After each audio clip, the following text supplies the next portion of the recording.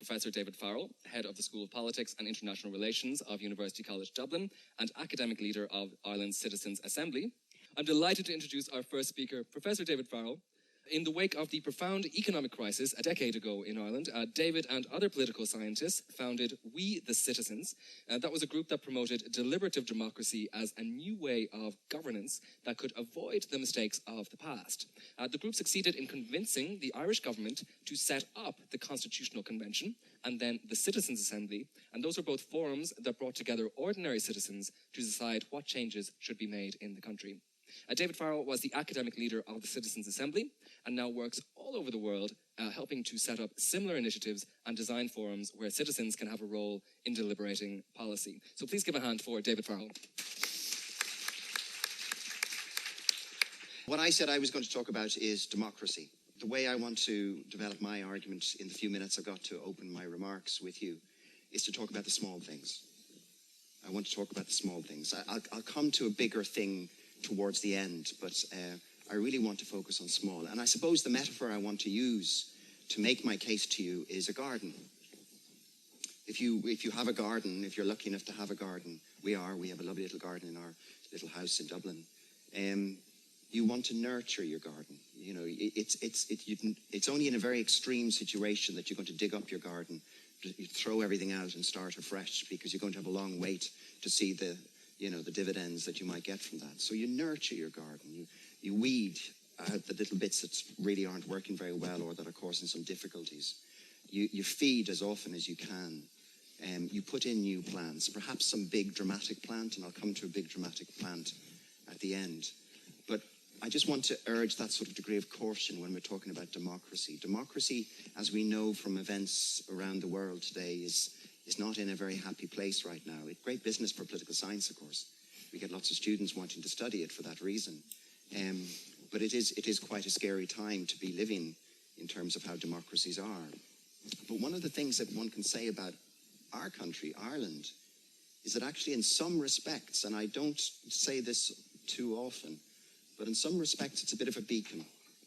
A bit of a beacon. It's showing some examples of how democracies can be nurtured, how democracies can innovate, can evolve. And we've seen some very prominent examples, a few of them mentioned in terms of the recent referendums on social change in the opening remarks. So what I wanted to do in terms of my metaphor is talk about five things that I would love to recommend. And I'm starting small, so I'm starting with the really small little shrubs, but then I'll spend most time on the fifth item, which probably won't surprise people in terms of my current interests. So the 5 things I think we need to do to make our democracy better, and many of them would apply to other countries, not just to Ireland. And the first of those is to protect elections, something we never really had to talk about before. But now we really need to focus on urgently, the integrity of elections. And it's simple, mundane things like, how hard is it to register to vote? In Ireland, it's actually quite hard to register. If you move home, you have quite a task to re-register to vote. In Ireland, you have to turn up on polling day to vote. You actually have to physically turn up to vote. It's those sort of things that need to be worked in terms of the integrity of elections. But of course, it's much more urgent things, not least the role of internet bots and inappropriate advertising, as we saw during the abortion referendum, or the sort of shenanigans that we saw in the Brexit referendum in Britain or the American presidential elections recently. So the integrity of the elections needs to be nurtured. And so if I had the magic wand and I was saying to a government, what are we going to do to improve the integrity of elections? It would be set up an electoral commission. Successive governments in Ireland have talked about setting up an electoral commission, and they run out of time and we go to the next election and nothing ever happens. So that would be my first plan, set up an electoral commission and give it the teeth and the resources to go and improve and defend the integrity of the electoral process. The second, I'll go through the first couple of ones quite quickly, is to strengthen local government. Those of you who live in France will know that one of the features of French politics is you have a lot of local government. Ireland is the exact opposite. We have the fewest number of councillors in the European democracies. We have the weakest local government among many European democracies. So for a country that prides itself in the access to politicians, We lack a whole level that is so important in terms of community politics and engagement with citizens in the area which matters most, their home life, the city or the town or the village or the hamlet that they live in. We need strong local government. That would be my second wish for my garden. The third is open government. Open government. So we have freedom of information. As a citizen in Ireland, you can request information from your state, but you have to go and request it. You have to fill out a form. Sometimes you have to pay a fee. Sometimes the material that eventually arrives is so redacted it's of no use, or it arrives in a form that you can't really make much use of. So why don't we seriously engage in open government? We want our citizens to really understand how government works, and insofar as they might want to improve it. So why don't we move from a reactive to a proactive form of freedom of information? Just make it a norm that every public document, you can always make exceptions on issues to do with state security, for example, but just make it a norm for everything else that document just goes up, and goes up in a format, on a website, in a format that people can access. Just make government open to the people. Fourth, we should extend voting rights. So those of you who live in France, why should you be denied the right to vote in Ireland? I was forced out of Ireland in the recession of the 1980s. It took me 21 years to get home again. And in all those 21 years, I couldn't vote in an Irish election. That's wrong. Most other European countries allow their emigrants voting rights. We have a lot of emigrants. There's a lot of talk right now of giving immigrants voting rights in presidential elections. That's just a token. We should give our immigrants voting rights in our parliamentary elections. We should give immigrants the right to vote in our elections.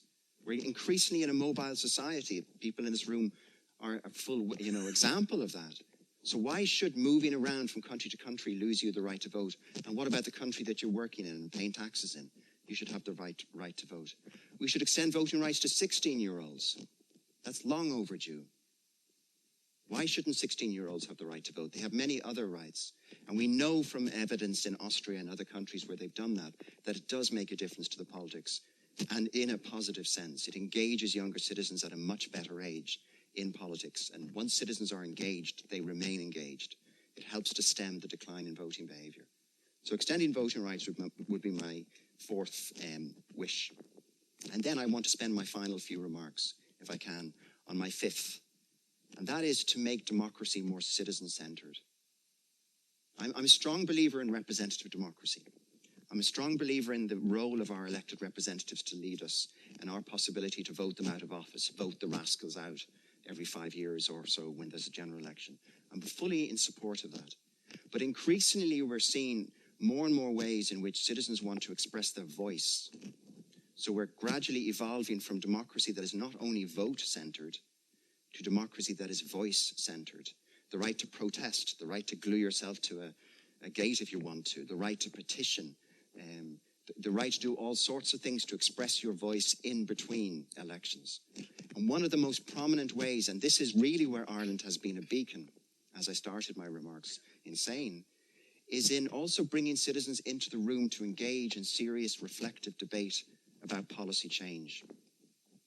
So Tim, in his opening comments, referred to the Constitutional Convention and the Citizens' Assembly in Ireland. And there's about to be a third Citizen Assembly established at the end of this year on gender equality. So Ireland is blazing a trail in terms of the development of this thing called deliberative democracy. What is deliberative democracy? It's taking a bunch of citizens, about this sort of number, let's say you're about 100. But the 100 people you all came because you were interested in coming. That's the wrong model for deliberative democracy. For deliberative democracy, it's like a lottery. It's like jury duty. It's random selection. So it's a market research company picking your name at random. That's the only way you get to be part of this. It's done randomly. You can't go because you're interested, or you can't go there because you ran for office, or you can't be involved because you're representing a certain sector. You are there solely because you've been selected in a lottery process by your government. And then you sit in a much bigger room than this, in a ballroom, with round tables, with trained facilitators whose job it is to make sure that everyone has equal voice, that there's no domination of the discussion. And then experts come in and bring you up to speed on the particular issue, and you deliberate in a calm, informed, reflective way on that. So if I had my fifth wish, and this would be the planting of the big tree in the garden, I would be saying to future government, let's abolish the seanad. It's a waste of money. We're one of the only democracies in Europe of our size as a unitary system that has a seanad. We don't need one. And let's use the money that we would save from abolishing the seanad to establish a citizens' council. A citizens' council which would be made up of a random selection of regular citizens that whose membership would rotate. So after every, let's say 6 months, a third of the members would cease to be members. And then there'd be another lottery to pick another third members. So over, let's say, an 18-month period, the membership completely changes. And give it a role. And I'll give you two examples of the sort of role it would have. One would be to set the agenda.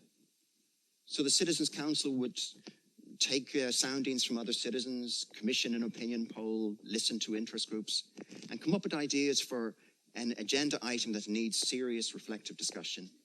And then it would say, let's set up a citizens' assembly to discuss that.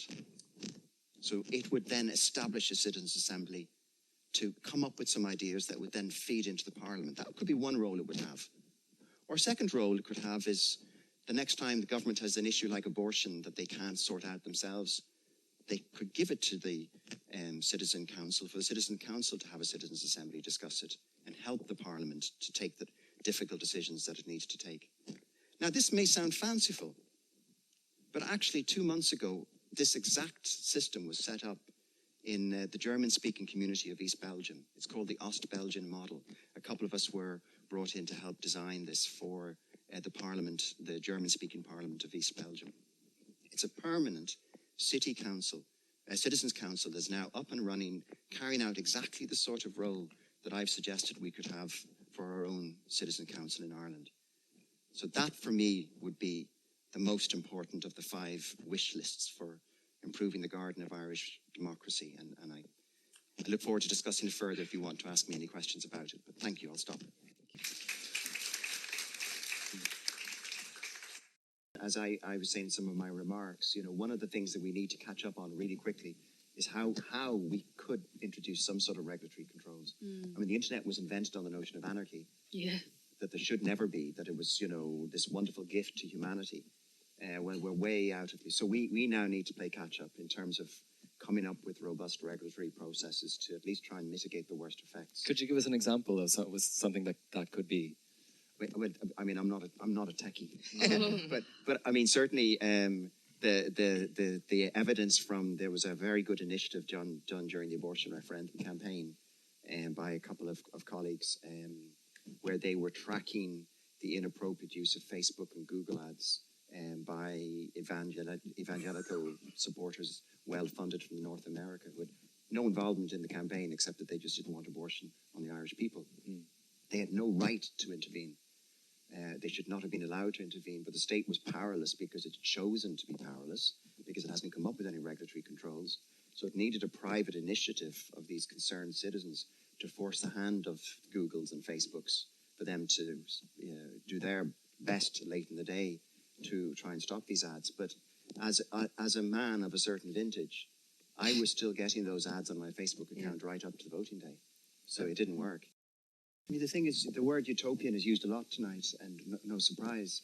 But another meaning of utopian is difficult. And so, you know, what we're talking about is some really rather important decisions that, whether we like it or not, eventually our country and many other countries around the world are going to have to take. They sound utopian now, but they are difficult decisions. And I don't think it's often noticed, but one of the main campaign foci of Extinction Rebellion, at least in the British campaign, one of the main demands of Extinction Rebellion is for a citizens' assembly. That's all they're asking for. Yeah. They are asking that the British government establishes a citizens' assembly and gives it resources and time to have regular citizens in the room talking about utopian issues to do with what are we going to do about this climate emergency. Because it's obvious, if you stick citizens in the room and give them the information that they need, they're going to start talking about the difficult decisions that politicians, God love them, can't, because they have to face re-election in 3 or 4 years' time. So this is exactly the sort of device that might help to solve some of these utopian agenda items. It just has actually occurred to me that maybe not everyone is entirely familiar with what a citizens' assembly is. If you could pitch it in a tweet-sized... Yes, does anyone with deep pockets, please? So a citizens' assembly is a number, usually 50 to 100 people.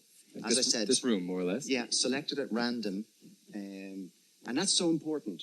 You know, in Iceland, when they had their crisis, Ireland and Iceland competes as to who had the worst economic crisis in 2008, 2009. And so their thing was they set up I think they called it a constitutional council, 25 Icelandic citizens.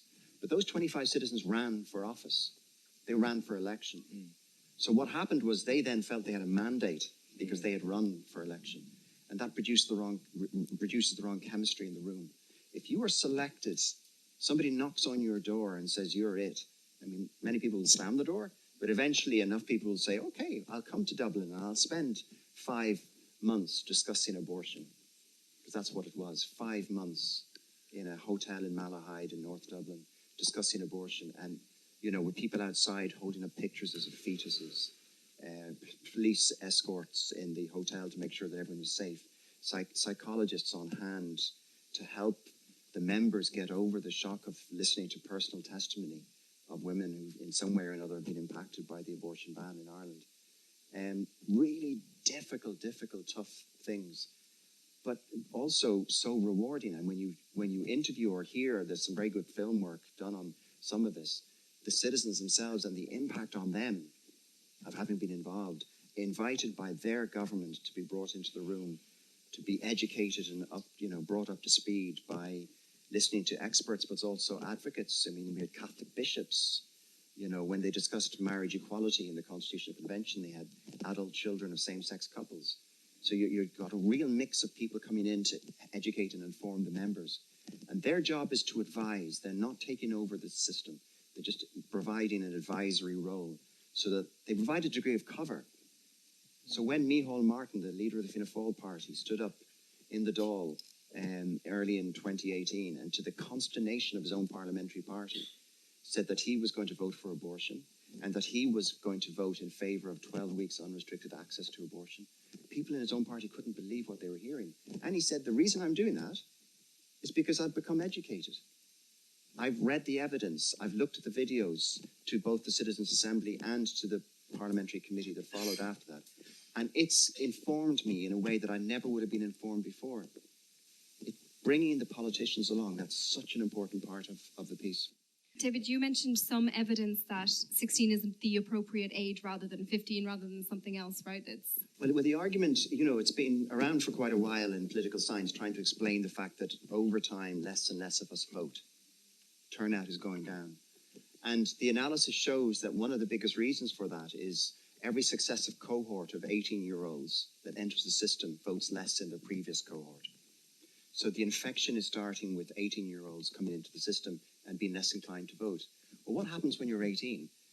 And when I was 18, I went to university. So the first election that would come up, okay, I had a parent who made sure I was going to vote. But more likely than not, you're living away from home for the first time. Either you're at university or you've started a life in some other way. You're away from home. You're away from school. You're now becoming an independent adult. And it's a very exciting time of your life. An election is not necessarily the first thing you're going to think of. Whereas if you're 16 and in school, and by the way, bringing in votes at 16 should be combined with an education system that caters for that as well. That's crucially part of it. But if you're in the school, your teachers are going to be telling you about the importance of the democratic vote, and your parents are more likely than not going to be able to bring you along when they go and vote. And so the theory for a while, at least from some of us who've been promoting this idea, is that bringing the voting age down just by those 2 years could do so much to stem the decline of voting turnout. And so far, preliminary research from the Austrian case that I've seen, because Austria was the first of the larger democracies, if you like, to move to votes of 16, is showing that the 16 to 18-year-old cohort is that bit more interested in politics than their 18 to 20 peer group. So it seems to be working. Can you defend the limits of the Citizens' Assembly? No doubt there are limits. I mean, I always say that we're still at an experimental phase, and there were so many things, and Naomi's article was so right. There's so many things about the Irish processes that were not perfect by any stretch of the imagination, and I always say that whenever I'm giving talks about it. But it was moving the dial a little, at least, towards something that's better than we had before. I completely agree with you. I mean, one of the big weaknesses of the Irish processes is that the agenda has been so tightly controlled by the government. And so we're waiting, so now it's Leo who suddenly says, aha, we'll have one on gender equality. So he's decided that he's going to have the next one, and it's going to be on that topic. And so for exactly the sort of things that you're talking about, whether it's AI or, dealing with very technical features to do with trying to control the internet or whatever it might be, that's why I go back to my fifth wish, or the fifth thing that I would love, of a permanent process where it itself sets its own agenda. You've now abolished the Seanad, you've replaced it with the Citizens' Council, you've given it the resources, its own secretariat, and it runs itself. The politicians no longer have any say over it. They've set it up and they've set it loose. And its job is to come up with its own agenda items and set up discrete citizens' assemblies for each of those topics. So it might be a citizens' assembly on a relatively small topic that may only take a weekend to discuss, or it might be something that takes a year. But it has the right to do that. And I think it's that sort of way of moving the dial to the next stage that we might start seeing the Citizens' Assembly really dealing with tough issues for the future rather than, as you say, bringing us up to the present day.